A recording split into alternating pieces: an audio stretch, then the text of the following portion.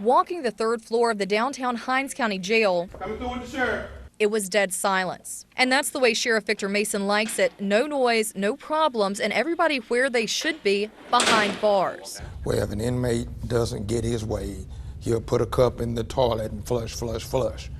And you have to take time out to find out where it's coming from because there's water coming in your office. To stop that, Mason says he's taking a personal approach. How you doing? He visits the jails as often as possible and has had one-on-one conversations with inmates, but it's not always easy. Sitting Burger King, you can't have it your way here. Mason says his mission is to fortify the jails. This was not here. Correct. These bars were not here. So just to add to the security of it, hypothetically, even if they were able to get out of that door, they still can't get out the floor.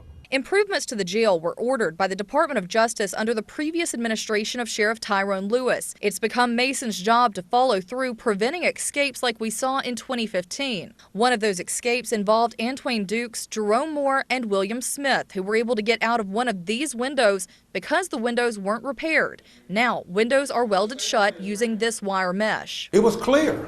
All this was clear. None of this was here. It was just a plexiglass. And the escaped inmates? They're here at the Raymond Jail in isolation. They can't get out of these.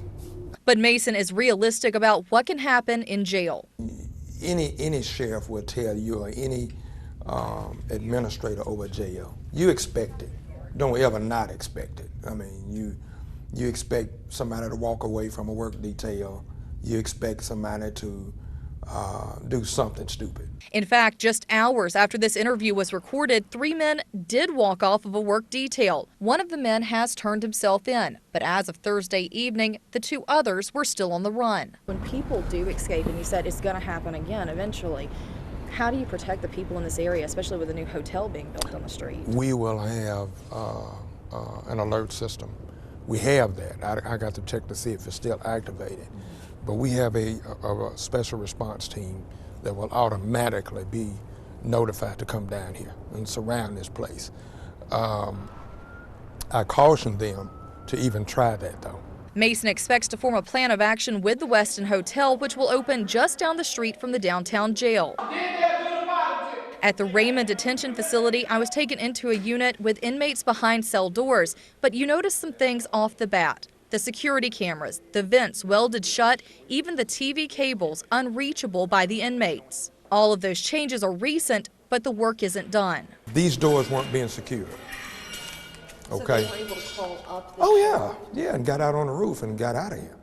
So what we're doing now is talking to our maintenance people to not only lock these doors, but weld these doors securely where we can unlock them and then double lock them again. But we noticed that to be a problem too.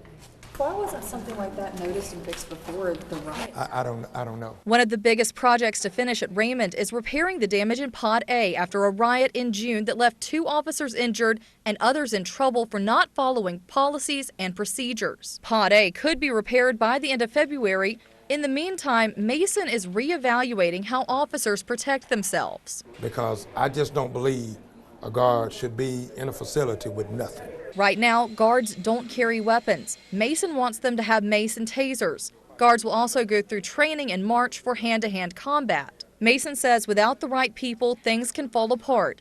Guards make $1,800 to $2,000 per month, but we consistently are told about jail employees who are arrested for bringing contraband to the jail.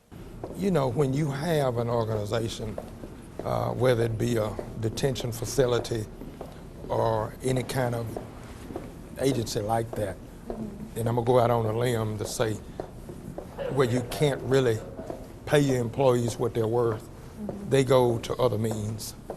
And it's sad to say, but they turn the other side, and eventually they get caught.